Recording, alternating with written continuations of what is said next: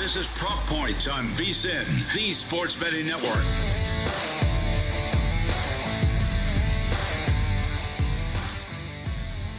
Welcome, everybody, to Prop Points. Jeff Erickson here with Nick Whalen from Rotowire. And we have a lot for you today. We're going to talk a little bit about the playoff matchups. Alex Barutha is going to jump on with us later on the Progressive Guest Line. We're going to talk about some news in the first segment here about Dame Lillard. Talk a little bit about Shedeur Sanders, where he could land, some news on the Saints as well that goes with that. We're going to take a little look at the MLB award markets about 3 weeks into the season, see what's changed a little bit there. And then finally, we'll take a look at today's slate. A lot of interesting games on the ledger for that. Nick Whalen, let's start off, though, locally. Dame Lillard going to miss the start of the playoffs. No real surprise there. I think that was the price suggested as much when we saw the initial playoff odds, but we have confirmation he won't be there for the start of the series against the Pacers. Yeah, I got the news earlier this morning, and I actually thought we would get this news on Monday. There was a report over the weekend that Lillard had an evaluation on Monday, and then at that point, we would get our update and essentially know whether or not he would be out there to begin that first round series against Indiana. Now, if you watched the show yesterday, you knew that before even this news even came out, I did take Milwaukee to win the series at plus 155. Interesting to note that we didn't really see much of an adjustment. Bucks are now just plus 160 to win the series. So obviously the expectation that Damian Lillard would at least miss sometime throughout that series was baked into that price. Now, I think if Damian Lillard was fully cleared, if this blood clot issue had never popped up at any point, Milwaukee is probably a favorite to win this series. It's really tough to tell exactly what the chances are that Lillard does return throughout the series. Shams Charania tweeted out the news and then immediately followed up by saying, he's made significant progress. There remains optimism for clearance. Well, that's probably coming from the Bucks. Of course, Milwaukee is going to leave that door open. If nothing else, you want Indiana to at least have to prepare for the possibility that Lillard plays in this series. But I'm sticking to my guns here. I think even if Dame doesn't play in this series, Milwaukee still has a pretty reasonable chance to at least push this to 6 or 7 games, to win outright. Like I said, you're getting it at plus 160 now if you want to jump on. Missing Giannis Antetokounmpo last year in that playoff series is a significantly bigger deal than missing Damian Lillard. Now, if the Bucks were to win this series, if they were to face, the Cleveland Cavaliers in round 2, can you get past them without Damian Lillard? No, I don't think you can. But to me, these teams are pretty equal, and you're going to have by far the best player in the series out there in Giannis. So I still think Milwaukee has a pretty reasonable chance here. And keep in mind, again, the further this series goes, the better chance there is that Damian Lillard is back at some point. I mean, this is going to play out over the course of perhaps 2+ weeks if we do get to 7 games. So the more time that the Milwaukee Bucks can buy Damian Lillard, the better. Yeah, and I'd agree both on merit and also in terms of matchup with Giannis versus the Pacers. Pacers struggle against productive big men. I think that's where it would really kind of come into play. The rebounding advantage is significantly different with and without him. That's for sure. I think the same is true to a certain extent for the Pacers side of things with and without Miles Turner. We saw a stretch earlier this year where the Pacers were pretty helpless when Turner was out. So I think he's a really critical player in this series as well. So looking forward to this series. Should be a fun one, but significant news there. News in the NFL. I mean, it's silly season a little bit here. Oh my God, someone's working out with somebody. Shedeur Sanders is meeting with the Giants, a private workout. Huge. It's interesting because, Dable didn't go to Sanders' pro day. So maybe this was kind of the plan all along. We're going to do our own thing with him. The Saints are still minus money to draft Sanders at 9. And that's why you see also all these futures on Sanders at like first spot is 8.5 is like the favorite pick, over under. That's where they set it at there for a good reason. But it kind of illustrates things, especially with the Saints, with all the news on Derek Carr and his shoulder. Yeah, I mean, you said the Saints are minus money to take him at 9. They're minus money to take him somewhere, right? And I think that's where this becomes really complicated. We're a little bit over a week out from round 1 of the NFL draft in Green Bay on Thursday. And, I think we have the obvious quarterback teams, but they're kind of spaced throughout the draft, right? I mean, you got the Giants up near the top. Cleveland could still be in the mix. Pittsburgh hanging out at 21, the Saints at 9. I mean, the Saints, I don't know what's going on here, right? We get this news, over the weekend that Derek Carr now, apparently has this injury that, could cause him to miss the start of the regular season or maybe all of the regular season. Then there's some pushback as to how legitimate this actually is. There's some chicanery going on with his contract. New Orleans reportedly converted the vast majority of his 2025 salary into a signing bonus, which essentially, locked him in as a non-trade candidate. And the messaging around this essentially is that Derek Carr does not want to be a lame duck bridge quarterback, kind of surviving out there with a rookie behind him who will eventually take over. So I think the Saints are tipping their hand perhaps more than some other teams are, as far as just, essentially messaging, hey, we are interested in a quarterback. Now, I don't know if that's Shedeur Sanders. I don't know if it's Jackson Dart. I don't know if they're making that pick at number 9, because you have a long list of teams after the New Orleans Saints at 9 that to me are probably not that interested in a quarterback. You go all the way down to Pittsburgh at 21. And then after that, there are some other teams that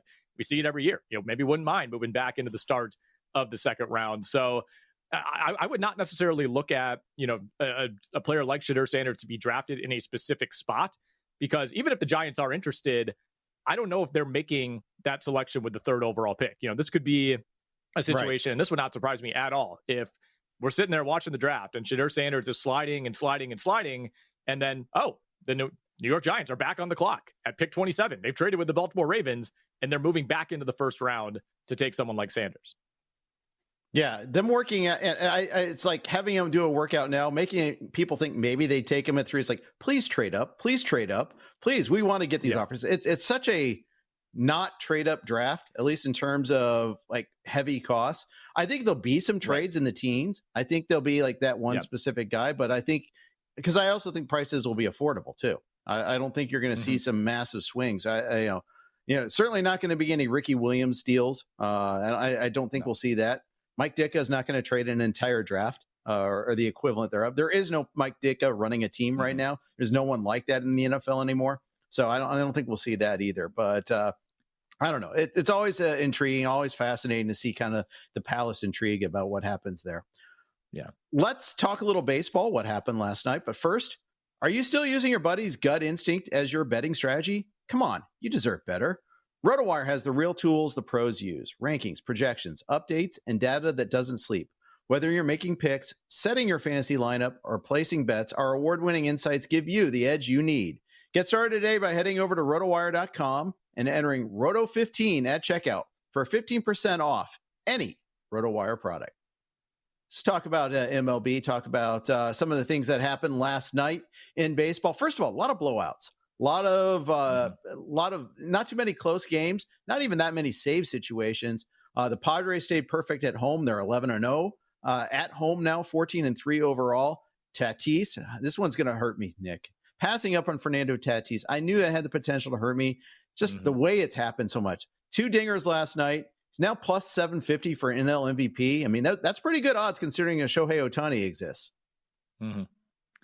Well, we're going to talk some baseball award futures later in the show, so I don't want to dig in too much on that quite yet. I think we'll have some thoughts come in, but yeah, plus 750 for NL MVP. Padres now 12-1 to win the National League, 7-1 to win the NL West. And I'll ask you, Jeff, is the presence of the Dodgers, who have lost 5 of their last 7 now, they're still the Dodgers. I think it would take something extreme for anybody to say that they're out on that team, but the Dodgers are still minus 500 right now to win the NL West. And it's clear that there is a Dodgers influence, when you're looking at these Padres futures, right? 12-1 to win the NL, 7-1 to win the NL West. Like, those feel a little bit out of whack, right? Yeah, well, the Dodgers won last night against the paste-eating Rockies. So, and the Dodgers Twitter is hilarious. They're 12-6, but because the Padres and Giants are off to such great starts, they both won yesterday. Dodgers are still 2.5 games out in 3rd place. They're 12-6 though. They're not that bad off. And it's just, the last week was a rough one when they went on the road. They're back home now. They won again. They're back to doing normal things. Yes, they lost 2 of 3 to the Cubs, and I think that had everybody a little concerned. But no, it does have an outsized influence for sure. Absolutely. Much as I like to comment on the Braves' chances of still, making the playoffs or getting plus money to miss the playoffs, the same holds true with the Dodgers' influence on the NL West odds. That their run differential is +2. The Padres are at +36.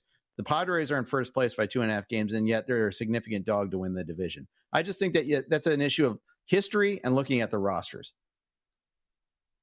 Yeah, and that's probably fair, given the roster that the Dodgers are throwing out there. But you also have to keep in mind that, the Padres are continuing to have this great start while dealing with some injuries, right? I mean, you got a couple of pitchers on the IL. Jackson Merrill's on the IL. Jake Cronenworth is on the IL, and they haven't missed a step, man. They haven't. And Tatis, to me, has been the most exciting player in baseball. He's been arguably the best hitter in baseball so far. And, so you said you already had some remorse on not investing more in Tatis in fantasy. Like, what was keeping you away from him? What were the red flags for you in terms of the level of investment early in a draft? The last year and a half of stats and injuries since coming back from the PED suspension there. And it's one specific league where I have this remorse, Nick, and that is the NFBC main event. My favorite league. It's the most expensive league I play in, and most important league. I was sitting at the 15 spot. So the first, second turn, I had the shot at getting him, took Jordan Alvarez instead. The fact that Alvarez has one homer and one stolen base so far compared to what Tatis is doing has a lot to do with that remorse as well. I'm not worried about Alvarez too much, but it's just every day you see it kind of in your face, the stark difference between the two so far. And that's what makes it tough. You know, we had a graphic of the NL West odds up on there, and if we can throw that back up, that'd be cool.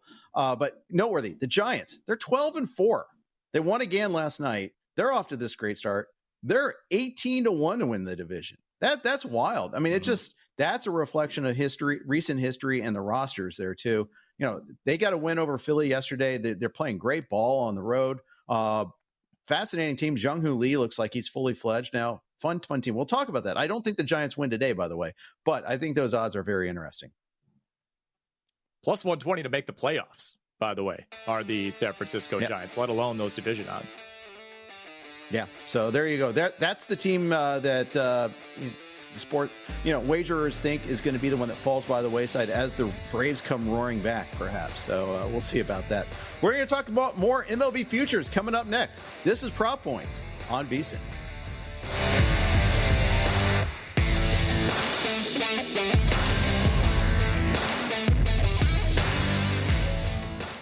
This is your before and after story. Southeastern College can help you prepare for a secure and fulfilling career in the growing healthcare field. We offer a wide range of careers to choose from.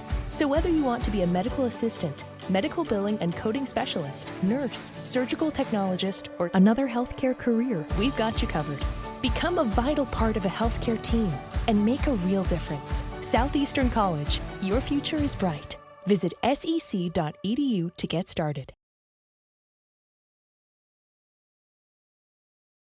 You're watching Prop Points on VSiN, the Sports Betting Network.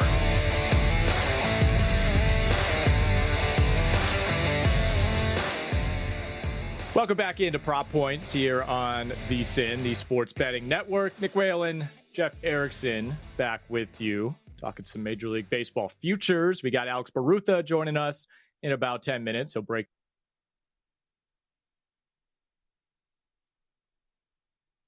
We are a little over 3 weeks in to the MLB season, and very excited to see how these markets have changed, how your thoughts on these awards markets have adjusted. And we'll start with the American League Cy Young Award, where we have Garrett Crochet as a plus 225 favorite, Tarek Skubal at plus 330, Logan Gilbert 6-1, Cole Ragan 6-1, then a bit of a drop off before you find some names like Max Fried, Hunter Brown, and Jacob deGrom. But we'll start at the top. Would you bet Crochet right now at plus 225?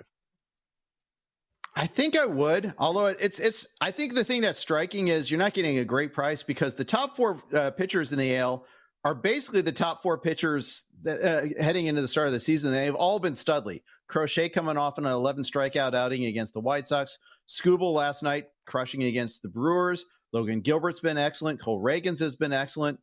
I think Reagans probably provides the best price of the four of those, but I think Crochet is properly listed as the favorite, if that makes sense.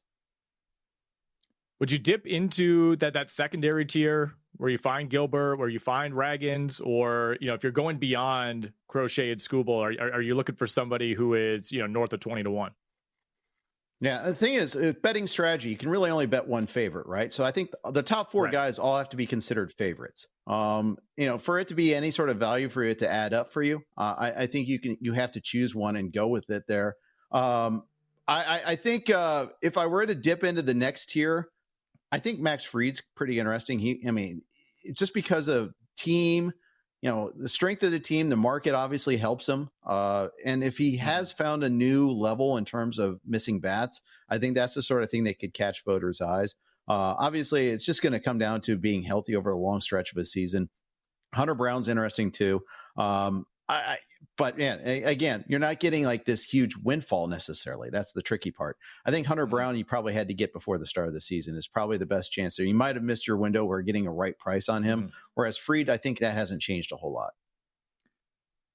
Jacob deGrom is really interesting to me, Jeff. I'm not saying I would bet him at 30-1, but obviously somebody who we know has that level of potential, has the pedigree, looked great in his first start of the season. That was against Boston. A little shaky these last two. You and I have talked about him a lot in a fantasy context over on SiriusXM, in the months leading up to the season. But what have you seen from deGrom so far? Well, he's given up 4 homers so far. He's not necessarily missing bats the way we'd want to. Remember, in spring training, they're talking about him maybe throttling back that fastball a little bit there, purposely throwing around 97 as opposed to throwing around 99 just to try to stay healthier. And I think there's an adjustment phase, too, on how to pitch at that level. He's finding out that, maybe it's not quite as effective. Home run to fly ball rate has been a little unlucky at 20%. He's given up 4 homers. Of course, in 3 starts, 1 home run is going to change that percentage quite a bit. But the strikeout percentage is way down, way down. And that's the thing that concerns me. Back when, you want to use even like his first year in Texas, those first 6 games, he struck out 39% of the batters he's faced. He's down to 20.6 right now. That's definitely not the level we paid for with Jacob deGrom. So right now, I'm dismissing him as a candidate. I guess that's the whole point, is you're trying to buy lowest. You're trying to buy him at a price there where you can get him at a cheaper price. So maybe it would work. Maybe that's now's the price to pay for him there. But the statistical indicator suggests that it's not there right now. Talking some Major League Baseball award futures here on Prop Points. Let's move over to the National League Cy Young, Jeff. This is a really fun one to discuss. Some really big names at the top of the list. Paul Skeens, of course, still plus 250. Your guy, Hunter Green, 3-1. Spencer Schwellenbach, who we'll see on the hill tonight. He's at 6-1. Zach Wheeler, 7-1. Yamamoto, 15-1. And then, names like Spencer Strider, who will make his debut tomorrow. He is 20-1. Let's start with Skeens, plus 250. It's been a fine start to the year for Paul Skeens. Took a loss 2 starts ago, got back on track against Washington last night. Is there a kind of incumbency bias here that goes with Paul Skeens, right? Where it's like almost, he comes in as the favorite. We have huge expectations for him. And, maybe that helps him in this market where it's almost his award to lose. Somebody else has to grab it from him. I mean, you look at the price difference, it's not that much difference between Hunter Green. Green has obviously seen his odds shrink quite a bit. Right. The team is going to drag Skeens down. It's going to take one of those years where it has to be a case where the rest of the league doesn't have like that one or 2 guys that just leap out and demand your attention for a player on such a bad team to win the award, because I don't going to get a whole lot of wins. And even though we know in the sabermetric community, wins aren't really reflective of how good a pitcher is, it matters in the minds of voters. I think it's rare that you see a pitcher, let's say he goes 9-12 or something like that, that to win the award. It has happened, but it takes a unique set of circumstances. So I think that's going to drag him down. I don't like that price. I would not, if we were playing to bet or not to bet, I'd say to not bet. All right. Well, before we move on to MVP, of those players that we named, and you can see on the graphic, we go all the way down to Dylan Cease and Sandy Alcantara at 25-1. Your favorite value right now, 3 weeks in? I think it's Yamamoto, Yoshi Yamamoto. First of all, you got the Dodger aspect there. I think year 2, he's kind of done something there that is taking that next step. Durability is going to be a concern. The fact that he's a once a week pitcher, the Dodgers have said so. That hurts him, in the minds of some voters. That might even be a knock against him. That might cost him. But and we're talking and seeking some value here. I think the unknown on Spencer Strider is interesting too at 20-1. He returns this week. Obviously, he has the upside, the ability to kind of just blow away the field still, and he's only missing 3 starts. So he could. I like that price too. But as we saw with deGrom, sometimes it takes a while to kind of go from dominating minor league hitters to doing it at the major league level. All right, we'll talk some MVP futures in a moment. But first, take VSiN with you anywhere, anytime. Become a VSiN Pro subscriber today and stay connected to the action wherever you go with the VSiN Watch app, available on your phone, tablet, and smart TV.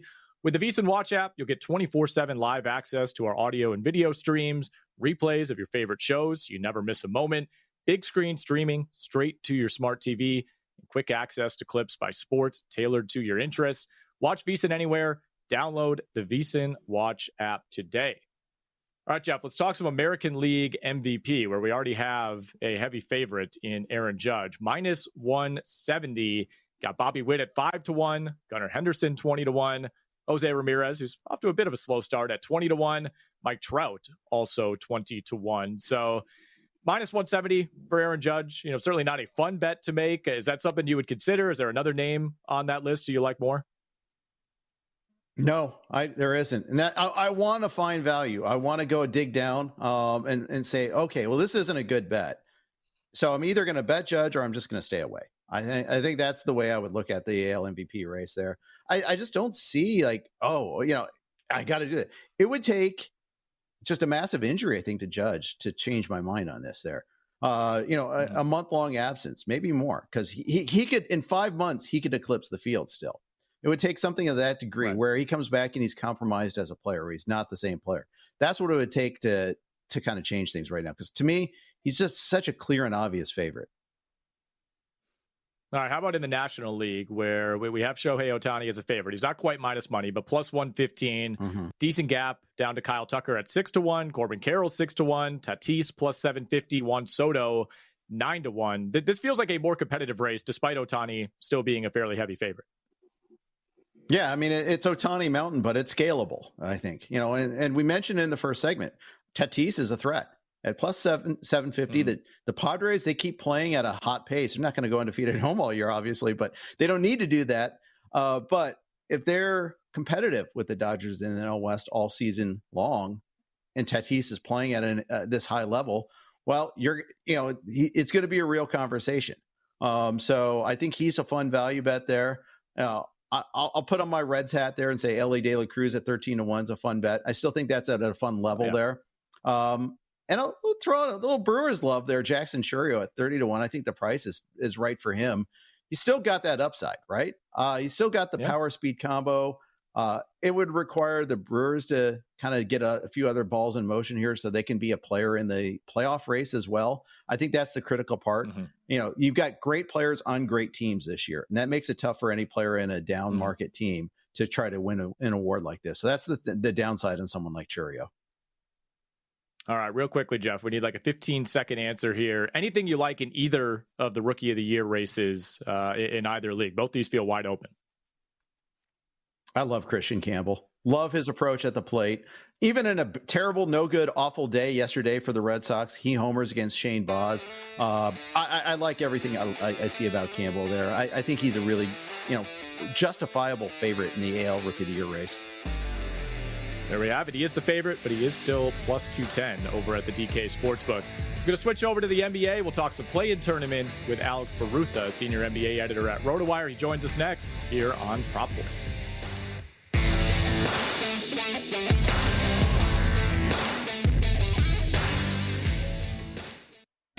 You're watching Prop Points on VSiN, the sports betting network.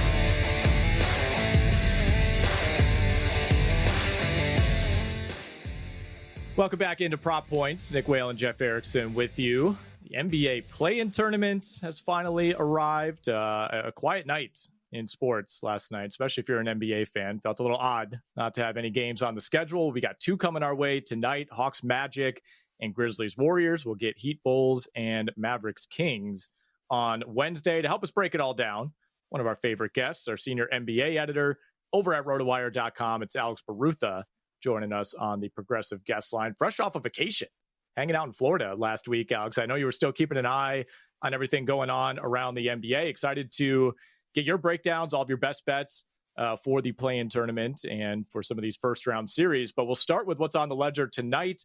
Hawks and the Magic. We got the Orlando Magic as 5.5-point home favorites. Total's been all over the place. A lot more movement than I expected. Opened at 218, was down to 217, now up to 219. So what are you looking at in this game, whether you have a play on the side, the total, or any props?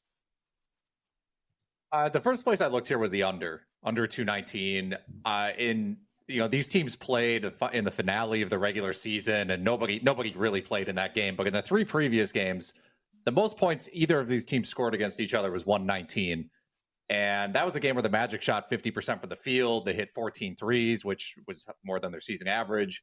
Like, ultimately, I think what makes me lean the under in this matchup is obviously Orlando has been very good on defense, but both of these teams very predictable offensively. And I think that's going to be a problem when it's a one game, the coaches are game planning for it. Like, Atlanta runs their entire show through Trae Young. Now, Orlando necessarily hasn't done a great job of stopping Trae, but I think when the focus can be on him, that'll make things tough. And then Orlando, if you can slow down Franz and Paolo, their offense is terrible, like horrible. So I think in a one game setting like this, the coaches can game plan defensively, and I just don't expect either of these offenses to perform well.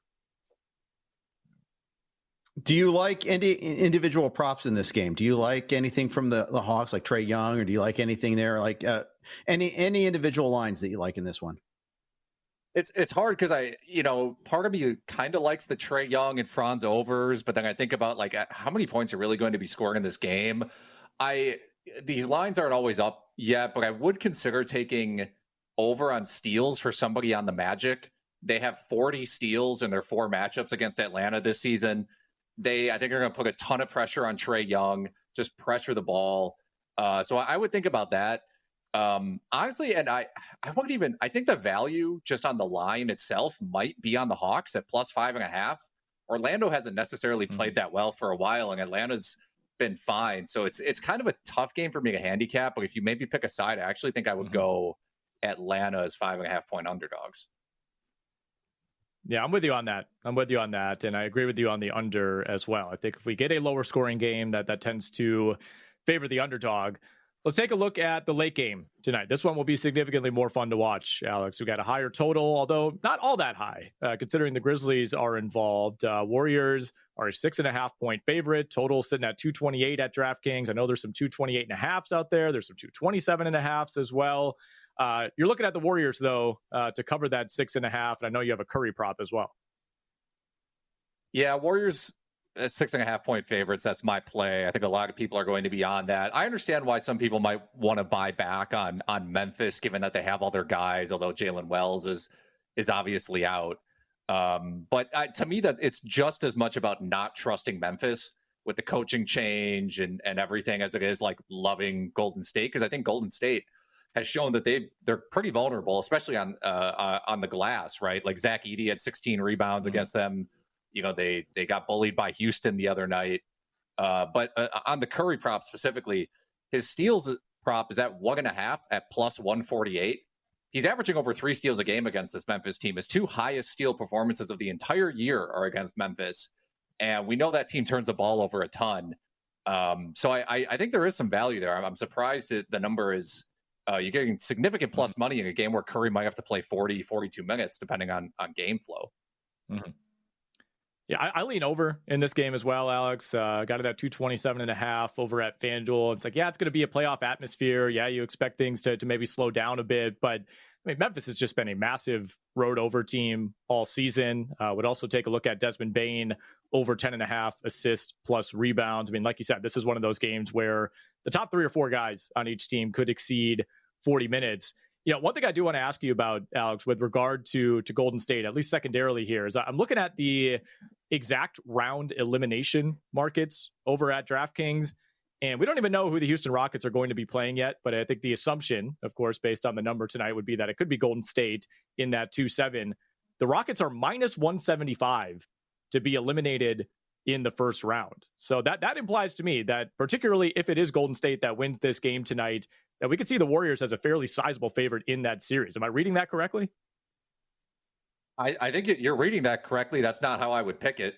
I'd love Houston in that series if it comes to that, to be honest. What they did to them the other night, again, on the glass, I think one thing we've seen throughout the Warriors run for as long as they've been great is just teams that can switch against them defensively give them problems, right? And I think Houston has a ton of different looks they can go to. They can decide to switch. They can decide to not. But I think when it comes down to it, like Houston may give them serious problems. So like that is, I would not take that bet. If that series comes to fruition, I will be picking Houston. I look at a lot of the series odds. I look at like the futures to win the NBA championship, and I feel like experience dictates so much of this. There, like the markets favor the experienced teams, the Lakers, the Warriors, the Celtics as a whole. Even OKC. I feel like you can get a reasonable price in OKC for a team that's such a wagon that just destroyed the West this year. Yeah, I mean, that would be my favorite bet, even though it's not necessarily like amazing value at minus 140 at the Thunder to win the West, or even just to win the finals. It's just you're right. They've been a wagon. They've been amazing. One of the best defensive teams of all time. They have a legit MVP candidate and Shai Gilgeous-Alexander. They shored up their team from last season when all these issues were rebounding. Like, it's just, it would be, I would say that if the Thunder do not win the finals, it would be a significant disappointment for their season based on the way that they have played this year. And I understand if they go up against the Celtics, that's a great team. You lose against the Celtics, there's only so much you can say that was a disappointment. But I think any other team, if they lost to them, it would be like a true disappointment.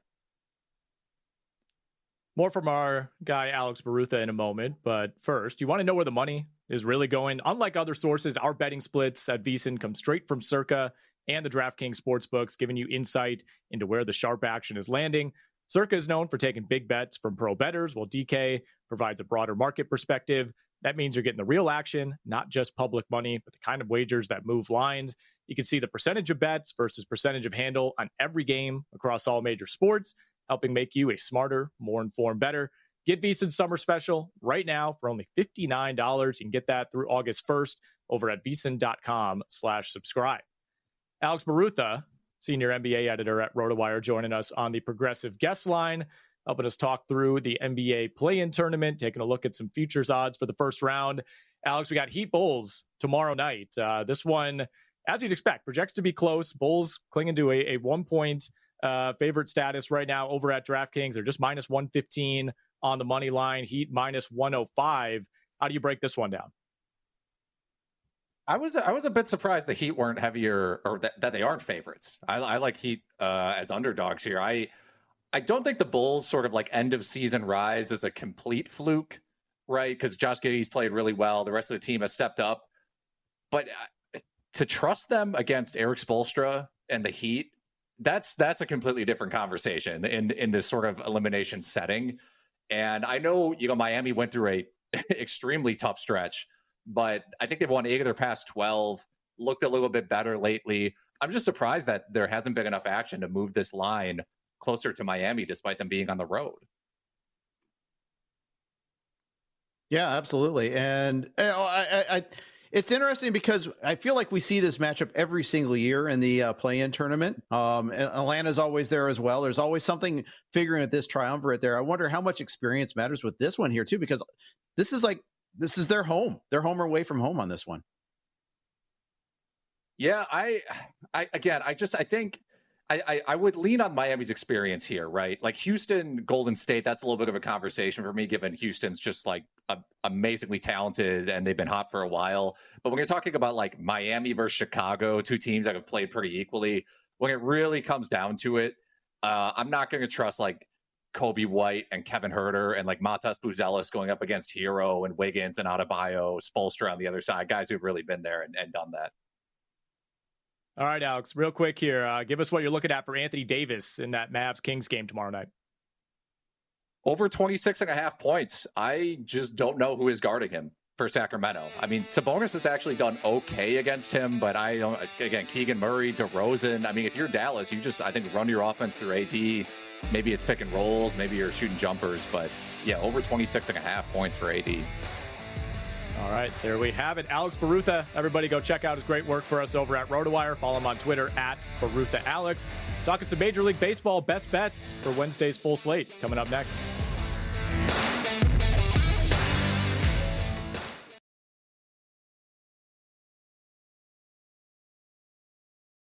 You're watching Prop Points on VSiN, the Sports Betting Network.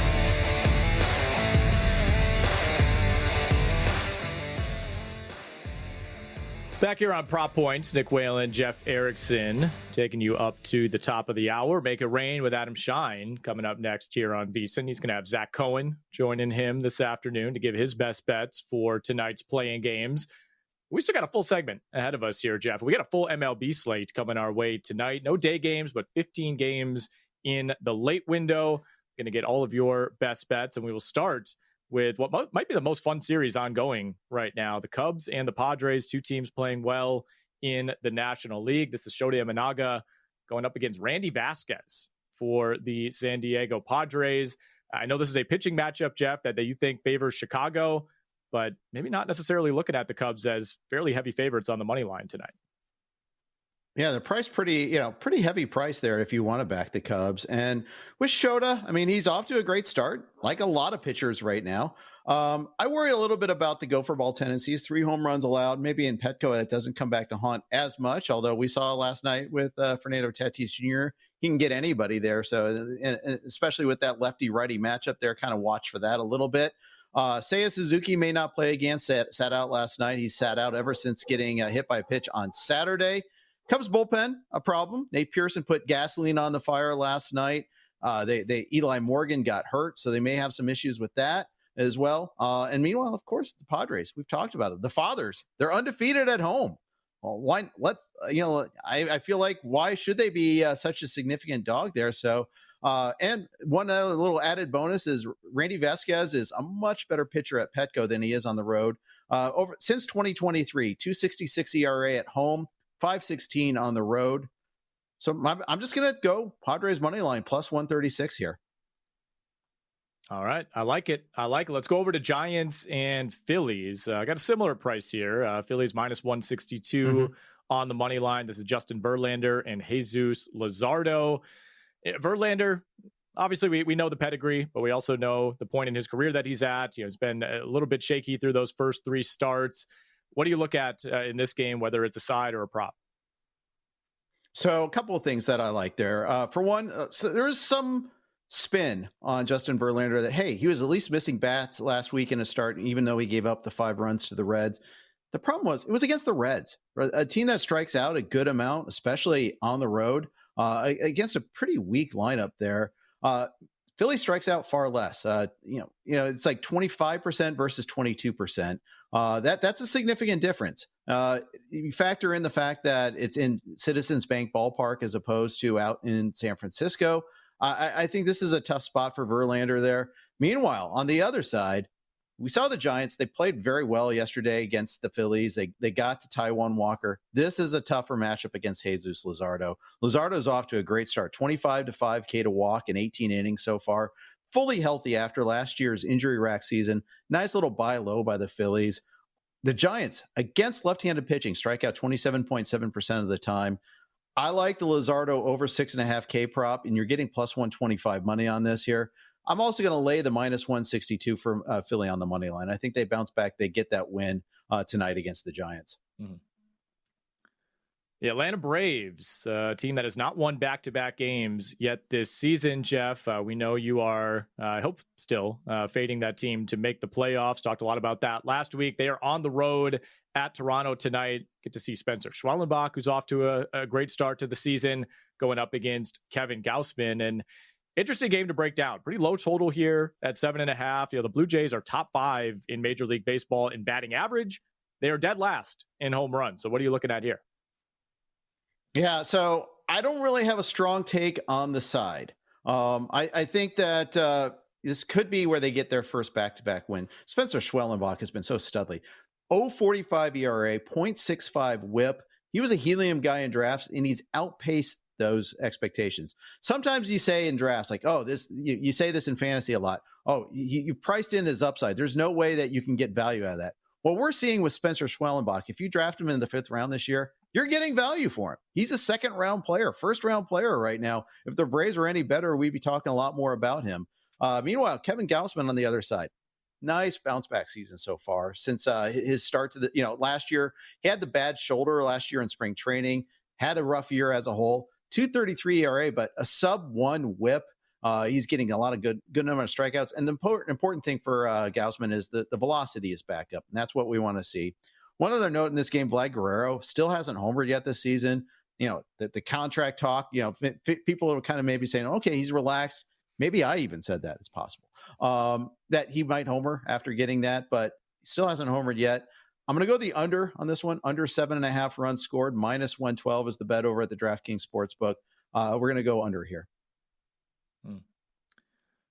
Mariners at the Reds, Jeff. That's Luis Castillo taking on Nick Lodolo. And Castillo's been fine so far. He's 1-1 on the year. He hasn't had any true, blow up outings, but some concerns here that I know you're taking a look at as far as his strikeout rate goes.